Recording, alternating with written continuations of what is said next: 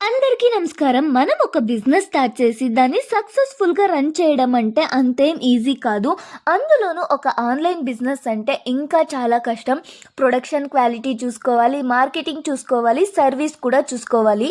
ఒక కస్టమర్ మనతో ఆర్డర్ చేసుకున్నాక వాళ్ళకి ప్రోడక్ట్ రీచ్ అయ్యే వరకు ప్రతి ఒక్కటి మానిటర్ చేస్తూనే ఉండాలి. అలా ఒక కస్టమర్ మాకు ఒక ఆర్డర్ చేస్తే మేమైతే ప్రోడక్ట్ అంతా నీట్‌గా ప్యాక్ చేసే పంపించాము.